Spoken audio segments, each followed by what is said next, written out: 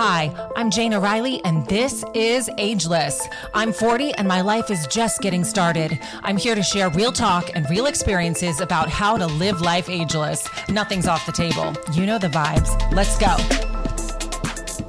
Welcome back to Ageless. I'm Jana Riley, and today you just have me and Miss Monroe in the background. She's digging through her toy box right now. So if you hear some random noises, that is her, but we love her so much and she can do no wrong, in my opinion. But I have a quiet house minus Monroe and her noise, and it feels very peaceful for me today. And I'm just inspired to jump on the mic today because I have just walked through the 5 stages of grief around a situation that I will explain. Of course, she found this bone. Oh no, it's the antler. She has an antler, like a literal antler, and she's carrying it around, and it's so big that she drags it on the ground. Oh my God. I swear to God, whenever I jump on the microphone, she pulls out her loudest toys. But again, she can do no wrong. So hopefully it's not too much of a distraction for you. I just feel like this needs to be raw and me, and there's nothing off the table on the Ageless podcast. And I feel like I've always been able to jump on here and be real, raw, and honest and transparent. And that is where I want to stay. So, like I said, I've just walked through the 5 stages of grief. I'm going through a separation with my partner, and it has been honestly the healthiest breakup that I've ever gone through. And that doesn't mean that it's been easy. That doesn't mean that it's been fun. That it does not mean that anything of that nature. It has just been a process, and I've been so present for it and aware. Monroe, are you for real right now? Okay, I just had to take the skunk away because the skunk is squeaking so loud, and that is not a vibe. So back to what I was saying. I just want to be transparent and help somebody else who might be going through the grieving phase of anything. And, breakups happen all the time. It's not something that people strive to do. But like I said, this has been the most amicable situation so far. Let's hope it stays that way. But I'm really just speaking from my heart and what I've gone through. And I've had some amazing people supporting me through it. That haven't told me what to do, that have just been there for me and have been listening and have just given me their experience and have guided me in that way, not this is what you need to do. And I've really appreciated that. I've also had, somebody dear to me that shared a podcast with me about the Denim theory. And later in this podcast, I'm going to read it to you because it really affected my heart and I really appreciated it. And I felt like, it's okay. Everything's going to be okay. And that's the beauty in that. I'm choosing to live in the present moment. I'm choosing to allow myself to go through the full grieving process of this breakup and separation. A therapist of mine, literally my favorite therapist I've ever had, he always said to me, he's like, Jana, when you go through anything traumatic, you need to allow yourself to go through the full grieving process, or it will come back out in another form later. So I'm trying to avoid that in this situation with Paul. And I just want to read through the 5 stages of grief and my experience with each one, because it's actually gone so much quicker than I thought even possible. So the 5 stages of grief are denial, anger, bargaining, depression, and acceptance. And denial is first. So denying gives us more time to gradually absorb the news or whatever you're going through and begin to process it. So it's a common defense mechanism, and it helps us numb the intensity of the situation. And I just remember when I said, I don't want to be with you anymore, I spent the next 48 hours wondering if I made the right decision. I was totally in denial. I was like, what did I just do? But I feel like this is right for me. I feel like this is the right move. And I just remember it lasted 48 hours, the denial phase for me. And then I slipped into anger, and that's what's next. So anger is actually a masking effect, and it's a way to hide emotions or pain that you're carrying around. And as the anger subsides, you can begin to think more rationally about what's happening and feel the emotions that maybe you've been pushing aside. And I remember my anger phase, like I couldn't get out of my head, and I just kept thinking of all the resentments that I hadn't dealt with, and all the frustrations and all the emotions and the things that I had been suppressing for like months. This is not something that just came to me and I was done. Like nothing dramatic happened. It was just, we might not be right for each other. And so I had to come to terms with that. And it took me a really long time. Like Paul's a really good person and I love him to death. And that's where I want to keep things. But I am angry about specific things. And so I remember that started bubbling up for me, and I was spending so much time in my head and in my heart and just making myself a little bit sick, to be quite honest with you. But as the phase happens, I did settle down. I did get to a place of acceptance with the anger. And then I did start thinking more rationally, like, okay, well, guess what? Your next step is you need to find a place to live. So I started apartment hunting pretty quickly, and I went away to Vegas on a work trip 2 days after I broke up with him, and kind of had a little bit of denial there. I had the anger, but I was suppressing it like crazy just to stay focused at the event I was at, which I was really excited about. And then I came back and it was like, oh, okay, reality just set in again. You have to deal with this situation.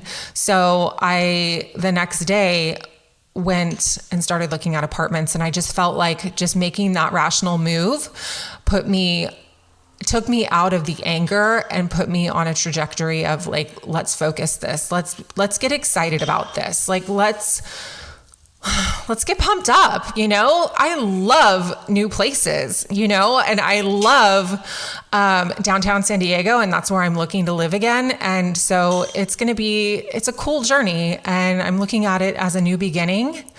So the next phase of grief is bargaining. So during grief, we might feel vulnerable, we might feel helpless, but during the bargaining phase, we might find ourselves creating a lot of what ifs and if only statements. So bargaining, I feel, is a line of defense against the emotions that are brought up by grief. And I think it can help you postpone the sadness or confusion or the hurt. And I feel like this is what I went through when I went away on my work trip, is like, I went through a little bit of the anger phase, and then I went into the bargaining phase. And then when I got home, that's when I was like, no, reality check. This is where it's at. Like, we're done. And it's okay, but he and I weren't really in a place where we were talking much. It was just really confusing and really sad at the same time, to be honest with you. The next phase is depression, and that is the more quiet stage of grief. Depression sucks. Depression's so heavy. It's difficult. It's messy. It's overwhelming. I think I've shared this on the podcast before. I went through a phase of depression in 2021 that was so debilitating, and I don't wish it on my worst enemy. I hope to never experience it again. It was the most frustrating. I had suicidal ideations. Like, I don't think like that. I am a really positive, outgoing, happy person. And so to isolate myself so hard and to feel so paralyzed by life itself, and like couldn't even get out of bed, couldn't even get to the gym. Like I took Monroe on walks, and that was really the extent of my output. And it was a really mentally taxing time for myself. And I somehow got through it. I reached out for help, and I started seeing a therapist, and I was going weekly, and we were talking about life and all the things and what I went through. And,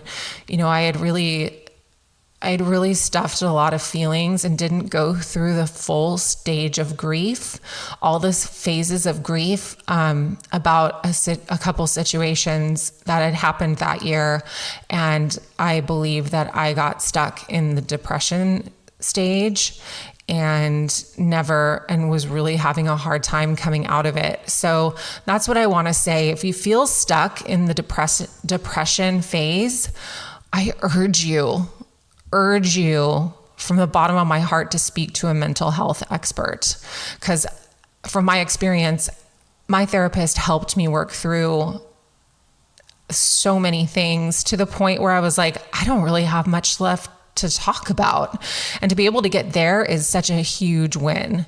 So I just want to say that the depression phase of grief is not something to look forward to, but it's something that you have to go through. You have to feel it, but there's people that can help you through it. You don't have to do this alone.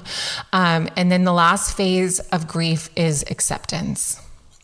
And with acceptance, you've come to terms with your situation. You understand what it means in your life now. And it doesn't, the acceptance phase is not necessarily a happy or uplifting stage of grief, but there may be more good days than bad days ahead. And I think that's something that is a good goal to have, a good perspective. What I wanted to say is the reason why I chose right now to record this podcast, even though I'm still like in the midst of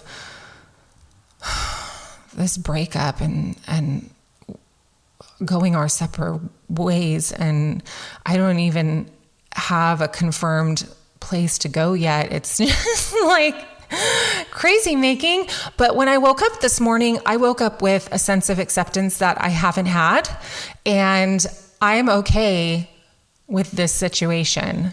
I'm okay with the breakup. I'm okay with being alone. In fact, I have been alone for Wednesday, Thursday, Friday, Saturday, the last 4 days. And I've realized how much I love living alone. And that is that. So I'm really looking forward to this next phase of my development.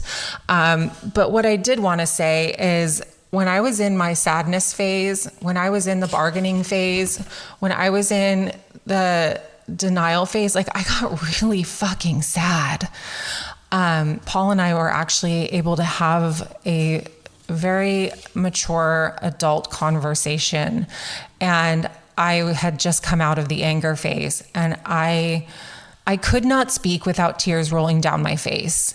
I think I cried for 2 hours straight while we were talking and having a conversation. And I was like, I can't control this. These are emotions that I'm releasing that have to come out. Thank you for being cool. But this is what's going down right now. And that release saved my ass. I woke up the next day feeling so renewed, and I felt like, but the only problem was I started second guessing my original decision to end the relationship. And I was in the bargaining phase, and I was like, well, what if this and that changed? Or maybe we could restart with like reinvent this relationship. And I was like, Jana, you've been trying to do that now for months and it hasn't worked. So why now? Because you're in the bargaining phase. So I had to really accept the fact that that was the phase I was in and not fool myself into something that I wasn't prepared to do. So, we're sleeping in separate rooms.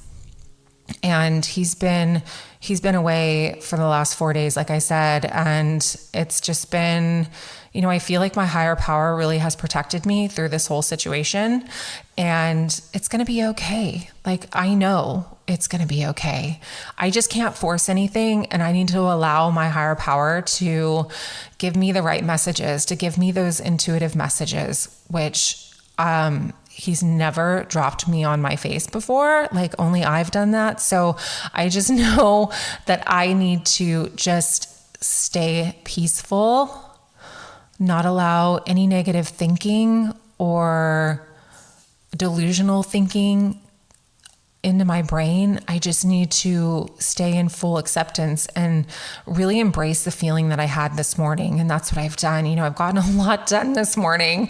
And I didn't think I would be doing this podcast, but when I was at the gym, I was like, you need to record your thoughts right now, because you could really help somebody else who might be going through a breakup, who might be stuck in a specific stage of grief. And so I just decided, okay, hit record, let's do this. So that's where it's at for me. So those are the 5 stages of grief. And like I said, my therapist, my favorite, most amazing therapist in LA, he said, allow yourself to go through the full grieving process. Allow yourself to do it, or it's going to come out sideways later. And I'm not going to do that to myself. It's not worth it. I can't afford for the wrong thing to happen down the road, because I'm not allowing myself the full stages of grief. So a dear friend of mine, I'm just going to give you a shout out now. So Julio knows that I'm going through it right now. And when I shared a little bit about my circumstances, he just recently went through a breakup, and he asked me, he's like, have you heard of the denim theory? And I said, absolutely not. I've never heard that before, ever. So he's like, I'm going to send you a recording. And he did. He sent me a YouTube recording. I'm so sorry. I forgot the name of the gal that, it was a podcast, and I forgot the name of the gal that was speaking on it. But I wanted to read the denim theory, because there's something about it that really changed my perspective on, accepting the fact that maybe Paul and I were not the right fit, and that it would be okay if he moved on with somebody else, and it would be okay if I moved on with either myself or with somebody else. But right now I'm just like super excited to not be in a relationship and be single, and to just have that freedom. I was single actually for a while before Paul and I met. And so he was the first relationship in a long time for me. And the one before that was like a 9-month relationship that was really painful. And I had to work through that one, and then took a lot of time for myself and some space, and starting fresh and really taking care of myself. And then Paul and I met, and I just felt like, okay, well, this is a really good time for me. Like, I'm like the best I've ever been. So let's do this. And that's how that rolled out. But you know what? It may have been the best version of me, but guess what? Maybe we weren't right for each other, and that has to be okay. Like, what I want is a beautiful friendship with him, because we shared so much. We shared some really deep shit, and we walked through the fire together. And that's not something I'm just going to ignore and be like, okay, that's in my past. Like, yeah, it's going to be in my past, but I don't throw people away just because it didn't work. I want to have a good relationship with Paul. I want this to be amicable. I want the best for him, and I want the best for me. And I want the best for Monroe, who's currently chewing on my sweatshirt. This dog, I swear, she knows when I hit record on the podcast and goes ape shit. But okay, so the denim theory. You can't be afraid of him moving on. He's like an old pair of jeans that when you first got, you loved them and they fit you perfectly. But now you've washed them and they don't fit. You might have ripped them when you were trying to zip them up and make them fit you perfectly, and you don't want to change yourself. You decided to give them away, and another girl comes along and those jeans fit her perfectly. She doesn't even mind that there's a little rip in them either. And instead of getting upset and trying to take them back and keep them at the bottom of your drawer, you gave them away. And there are so many jeans to pick from within this world. And there's a million pairs of jeans. And maybe you'll find a pair that some other girl didn't like and that didn't fit her anymore. And those are the jeans that fit you perfectly right now. And I loved that. It's so simple. I mean, it really tells the story of, hey, if it doesn't work, let them go. I am letting Paul go and I'm setting him free, and I have to be okay with whatever that looks like, like there's a million pairs of jeans out there. There's a million pairs of jeans. So if I want to be in a relationship, there's a million pairs of jeans to choose from that might fit me perfectly. And you know what? If I have the stamina, then I'll go through with it. But right now I don't. I feel like I have an elastic heart, but right now I'm just trying to protect it. I'm trying to protect my heart. I'm trying to stay focused and not let anything slow me down. And I don't want any distractions right now. And so to jump into a new pair of jeans doesn't really make any sense for me right now. But I had to come to terms with the fact that letting him go means he may be with somebody else. He might be in another pair of jeans and they might fit him perfectly and he might be so happy. And I have to be happy for him. And the holes and them not fitting anymore, like that part just like gripped me by the heart, because I was like, that's it. That's what happened. They fit perfectly. He and I fit perfectly in the beginning. And then after a while, I washed them and the relationship just didn't fit anymore. It just didn't fit. And I was trying to make it fit and I zipped them up and, holes were created because I was trying to make it fit and it just wasn't fitting. And then I'm at that point where I gave them away. I gave them away, and I have to be okay with whatever girl comes along and wants to wear those jeans. I'm not going to keep them around so that another girl can't have them. I'm not going to keep them at the bottom of my drawer, miserable, just so another girl can't have them. I'm not that girl. I'm pretty supportive, actually. So I just felt like I needed to share the denim theory because it really helped me. It choked me up the first time I heard it. And I almost cried when I was reading it here on the podcast because it just, here we go now. It just reminds me that it's really over. It's really over. And that was fun. And guess what? If he's supposed to be my partner in the future, then that'll happen. The universe will just show me exactly what's supposed to be. But I need to know now that I gave the jeans away and I have to be in acceptance of that. And so that's what I'm going through today. I woke up in genuine acceptance that I made the right decision and that I'm so proud of myself for allowing myself to walk through all the stages of grief. And it was painful, but it was quick. I've never experienced something so quick before. And I think it was because I was like, okay, God, have me, have my heart, allow me to go through this. What can I learn? And I learned so much about myself, and I learned so much about my grieving process, and I learned so much just about the psychology behind loss, And I've gone through many losses before. And this one was definitely a tough one. But after hearing the denim theory, I just knew you're doing the right thing. You're on the right track. Keep going, keep looking forward. And what I love about the acceptance stage of grief is that there may be more good days than bad days. And that's what I'm holding on to. Thank you for joining me for another episode of Ageless. Don't forget to rate and subscribe. Tune in next week for a new episode.